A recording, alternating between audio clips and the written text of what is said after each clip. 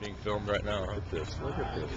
Oh, hey, this is Jeremy Reynolds. I'm in downtown Albuquerque, and I'm here with Richard. Hey, Richard, tell me what's going on with you. A couple of years ago, found myself out of work. Difficult to find full-time work. I've got good technical background, good education background, and with meeting Jeremy today, have come to realize episodes in my life where I've been unemployed, and hard to pay your bills, hard to pay your own way when you don't have a regular job.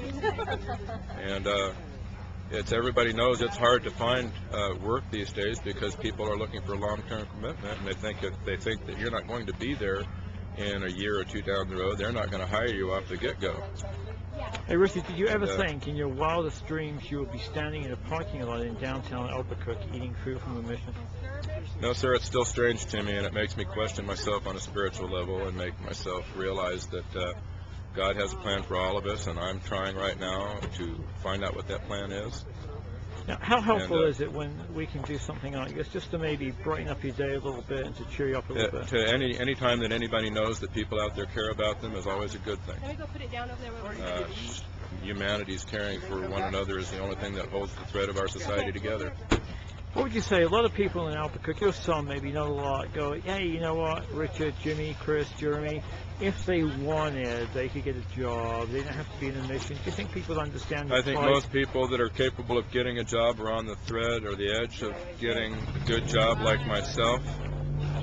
It doesn't come down to a laziness thing. I think they find frustrations like I found, where there's people that they could work for, they're well qualified to work, but they won't pick them up because we're in a hard economy right now.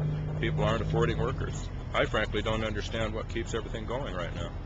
So how hard is it? Speak to me how hard it is for you and anybody else like you to get back on your feet again, get back even to close to being where you were. You know, if I didn't have family to stay with right now, I would be where I've been before, where I was living in a different part of the country out of pride rather than coming home. I would advise people that have that level of pride like I've had in the past, and I'm working on it, it's still an issue. Those are things that develop over a lifetime, and it's hard to swallow your pride. I would advise anybody hearing this message or is in a position to have access to this message right now, recognize the simple fact that this moment in your life is provided by God, and if I can share a message with you, it's swallow some of that pride, go stay with your family if they'll have you, do the best you can to serve them and serve yourself. It can only be a blessing. So, thank you, Richard. One final thing. What would you most want to tell people about the difficulties, embarrassments, and trials you face while being homeless and near homeless? Recognize that God has a plan for everyone, all of His creation, and you're part of that. So do what you can to fulfill that. Seek God's word, employ God's provision in your life, if that makes sense to you, and do the best you can. Be a stand-up kind of person.